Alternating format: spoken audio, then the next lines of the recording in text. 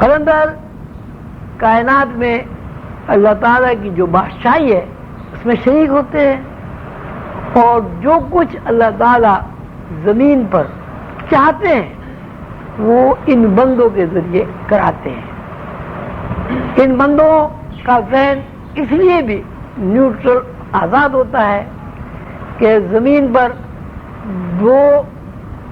چیزیں ہونا ضروری ہے۔ اگر دو چیزیں نہیں ہوں گی تو ایک چیز کا بھی وجود نہیں رہے گا۔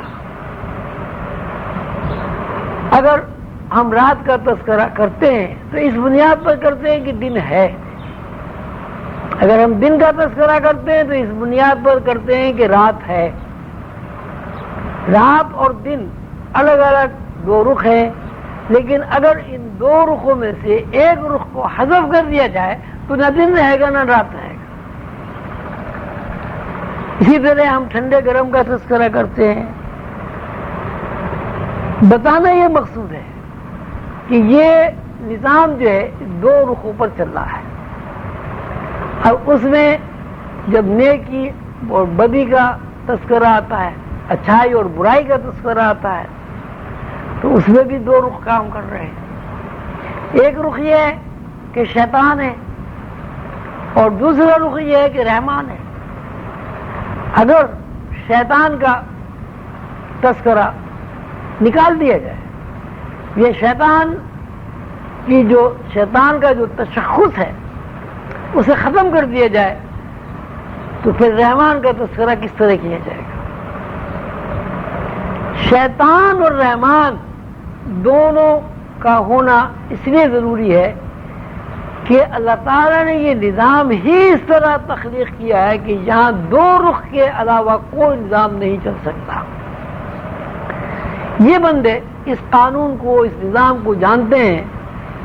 اس لیے ان کا ذہن شریعت سے آزاد ہوتا ہے۔ شریعت سے آزاد ہونے کا مطلب یہ نہیں ہے کہ یہ شریعت کو اچھا نہیں سمجھتے یا شریعت کے مخالف ہوتے ہیں، یہ شریعت سے انکاری ہوتے ہیں، نہیں۔ مقصد یہ ہے کہ جب یہ اپنی ڈیوٹی پر ہوتے ہیں، کائنات کو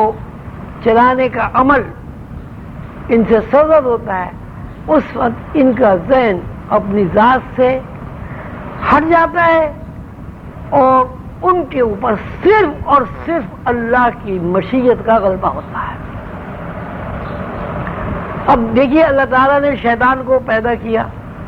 اللہ تعالیٰ نے شیطان کو تحفظ دیا،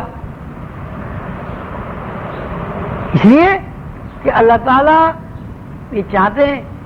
کہ شیطان رہے۔ اگر شیطان یہاں نہیں رہے گا تو برائی اور اچھائی دونوں کا تصور ختم ہو جائے گا۔ شیطان ہے تو برائی اور اچھائی کا تصور موجود ہے۔ مقصد یہ ہے کہ انبیاء علیہ السلام نے اچھائی اور برائی کا جو تصور دیا ہے، اس تصور کے لیے ضروری ہے کہ شیطان بھی موجود ہو۔ اگر شیطان موجود ہی نہ ہو، اس دنیا میں برائی کا وجود نہ ہو، تو کوئی انسان نیکی کے لیے جدوجہد کس طرح کر سکتا ہے؟ کوئی انسان برائی سے محفوظ رہنے کے لیے تدابیر کس طرح اختیار کر سکتا ہے؟ بات وہی ہے نا کہ جب شیطان ہوگا تو اب انبیاء کی تعلیمات کے مطابق کہ اللہ تعالیٰ شیطنت کو ناپسند کرتے ہیں، نیکوکاری کو پسند کرتے ہیں۔ پسند ناپسند دو عوامل جب ہمارے سامنے ہوتے ہیں تو ہم ان میں سے کسی ایک کا انتخاب کرتے ہیں۔ اگر ہم ان اعمال کا انتخاب کرتے ہیں جو اللہ تعالیٰ کے لیے ناپسندیدہ ہے تو یہ سب کا سب شیطنت ہے، اور اگر ہم ان اعمال کا انتخاب کرتے ہیں جو اللہ تعالیٰ کے لیے پسندیدہ ہیں تو وہ سب کا سب صراط مستقیم ہے، نیکوکاری ہے اور پرہیزگاری ہے۔ یہ بندے جن کی زبان پر اللہ بولتا ہے، جن کی آنکھ اللہ کی آنکھ سے دیکھتی ہے، جن کے کان اللہ کے کان سے سنتے ہیں، یہ جب اپنی ڈیوٹی پر ہوتے ہیں تو ان کے ذہن میں صرف عدالت کی طرح، جیسے میں نے مثال دی کہ عدالت جانبدار ہوتی ہے، اپنے فرائض پورے کرنا ہوتے ہیں، اور جب وہ بشری تقاضوں میں واپس آ جاتے ہیں ڈیوٹی سے الگ ہو کر، تو عام آدمیوں کی طرح وہ کھاتے بھی ہیں، عام آدمیوں کی طرح رہتے بھی ہیں، اور عام آدمیوں کی طرح شریعت پر عمل بھی کرتے ہیں۔ مختصر یہ کہ قلندر اس ہستی کا نام ہے کہ جو اللہ تعالیٰ کی مشیت کے مطابق کائناتی نظام میں عمل دخل رکھتی ہے، اور اللہ تعالیٰ کے دیے ہوئے اختیارات سے کائنات میں جاری ساری نظام کو قائم رکھتی ہے۔ اور یہی وہ بندے ہیں جن کی وجہ سے، جیسے کہ اللہ تعالیٰ نے فرمایا کہ میرے ایسے بندے ہیں کہ جن کی وجہ سے بارشیں ہوتی ہیں زمین کے اوپر، جن کی وجہ سے زمین لحاظ سے کھیتوں میں تبدیل ہو جاتی ہے۔ وجہ یہ ہے کہ ان بندوں کے ذہن کے اندر جو اللہ تعالیٰ کے اختیارات منتقل ہو گئے، جب وہ اختیارات لہروں کی شکل میں، نور کی شکل میں، روشنی کی شکل میں ڈسپلے ہوتے ہیں زمین کے اوپر، آسمانوں کے اوپر، مشرق مغرب میں، جہاں بھی، تو اللہ تعالیٰ کے ذہن میں جو خالقیت کا تصور ہے، وہ خالقیت کا تصور مخلوق کی شکل میں نمودار ہونا شروع ہو جاتے ہیں، اور مظاہرہ اس کا ہونا شروع ہو جاتا ہے۔ علامہ اقبال نے بڑی اچھی بات کہی ہے، قلندر جز دو حرف لا الہ کچھ نہیں رکھتا۔ قلندر جز دو حرف لا الہ کچھ نہیں رکھتا، فقیہ شہر قاروں ہے لغت ہائے حجازی کا۔ علامہ کہتے ہیں کہ قلندر کی تعریف یہ ہے کہ وہ اپنی نفی کے علاوہ اسے کچھ پتہ نہیں ہوتا، وہ اپنی نفی اس طرح کر دیتا ہے کہ اس کو اپنے اندر اللہ کے علاوہ کوئی چیز نظر ہی نہیں آتی، وہ اپنی نفی اس طرح کر دیتا ہے